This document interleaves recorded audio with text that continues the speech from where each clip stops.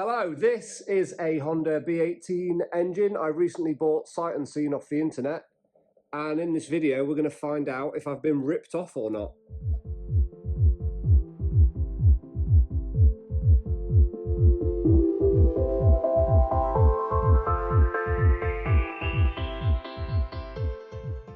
I originally saw this engine browsing eBay one night. Once I saw it, I could not get the idea of it out of my head.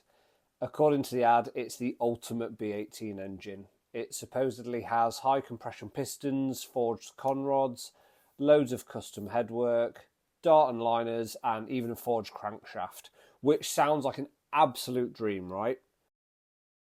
The only problem is it was listed as spares or repairs, which we all know means this probably isn't what it's being advertised as. The very brief description also said it had been sat in a corner of a workshop for over a decade and it would require a strip and re-oil before being used. There was no proof of any of the parts or work, but despite all the obvious pitfalls, I decided to buy it, and here we are.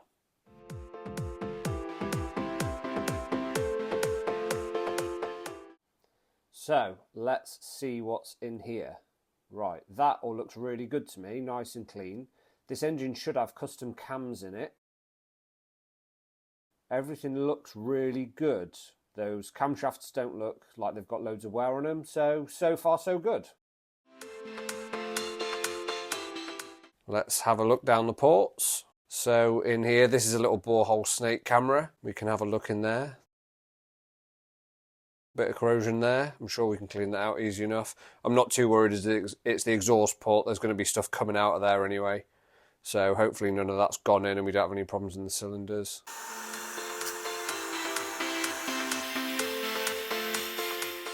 Now this is the inlet side. They look really good.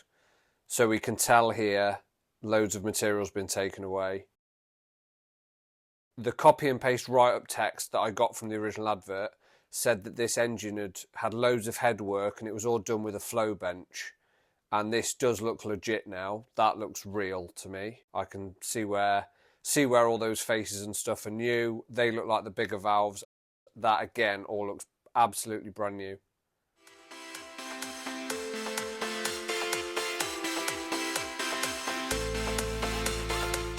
So here are the plugs. Everything looks good, nothing untoward there. They all came out easily enough. Time to have a look into the cylinders. Wow, look at that. This is starting to look really good. They look like aftermarket pistons to me. And again, that looks really, really good.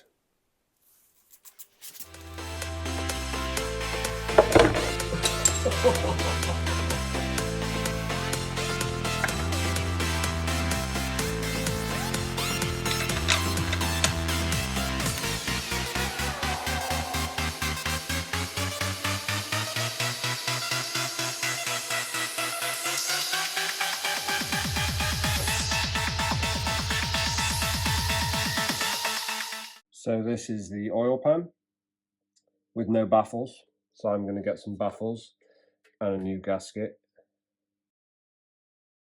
So again, nothing massively untoward, just old oil.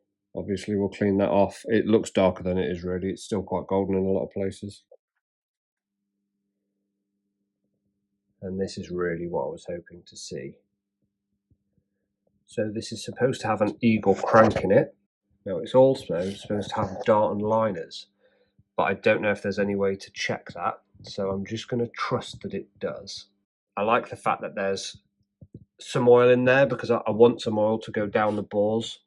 I know it may well not get past the oil control rings, but hopefully something's going down there so that when we do start to turn the engine, those bores aren't completely dry. Hello and welcome back. It's been a week since I first looked at the engine, and today I'm hoping that with the parts I had previously and a whole bunch more that have arrived this week, we can start to put the engine back together and put it in the car, which is under the cover just back there. Here are some of the things that have come. I've got sump and rocker cover gaskets. I've got a baffle for the sump, a larger throttle body, some new 550 injectors, an upgraded fuel pump, a fuel pressure regulator gauge, and over there I've got all the bits already for the cam belts and crank seals. And so today I'm going to get as much of this stuff done, clean up the little bits that we need to, and crack on getting this engine sorted. That's the sump baffled and painted. Just scrape off this. Here's something quite cool. There you can see it says Eagle 1.5 ARP 2000. So far, everything on this engine checks out. All the information I had from the copy of the old forum thread seems to be here. It all seems to be in really good condition, so I'm going to put it back together, see if I can get it in the car and take it from there.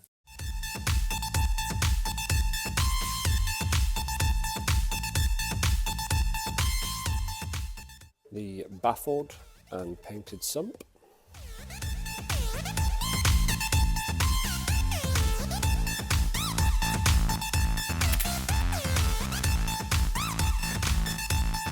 Ooh. Well, yeah, got a bit of cleaning to do. Thank God we didn't try and use this water pump. That is absolutely stinking. So luckily, it looks like it's all just here.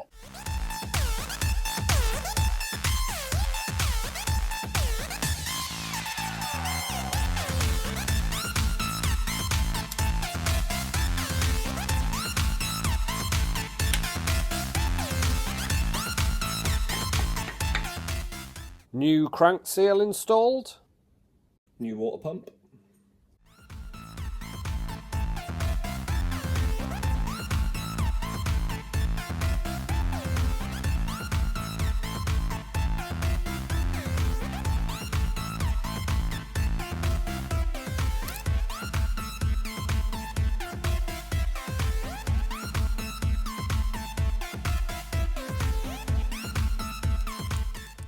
One thing I haven't done yet is shown you the car the engine's going into.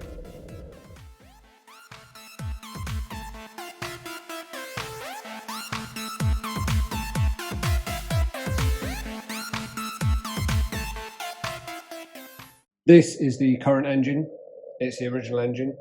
I think it's probably due a rebuild. It's got over 100,000 miles and kilometers on it.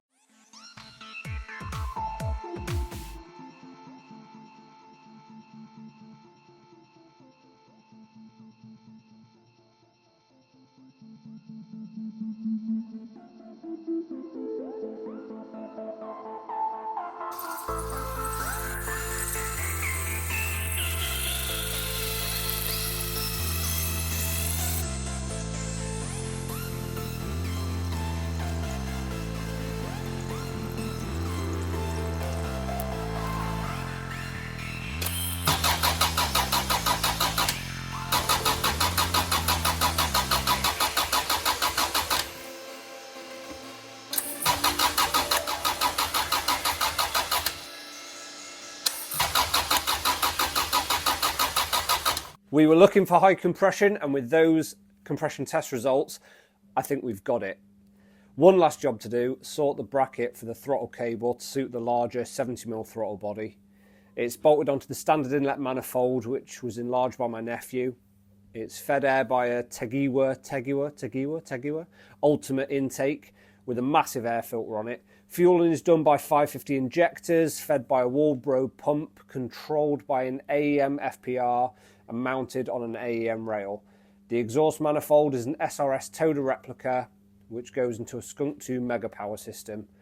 The copy and paste text about this engine claimed it was mapped 230 brake on the standard injectors.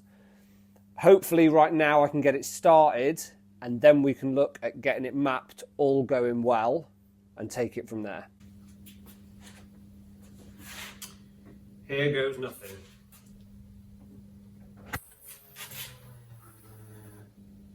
You can hear the fuel pump. That's fuel pressure on the rail.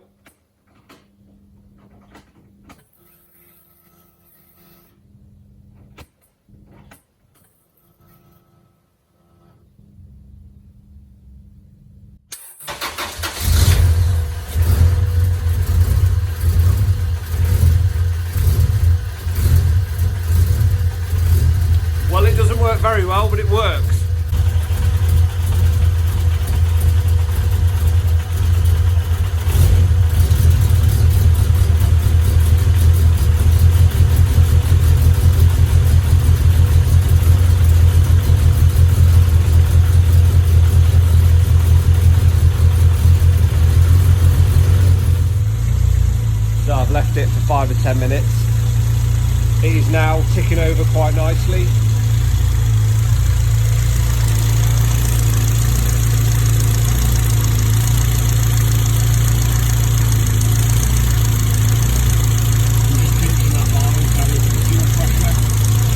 Set at about 50 psi. I think it's supposed to be 43. I'm not going to worry about that. I'll let the tuner worry about it. There's no smoke, there's no leaks.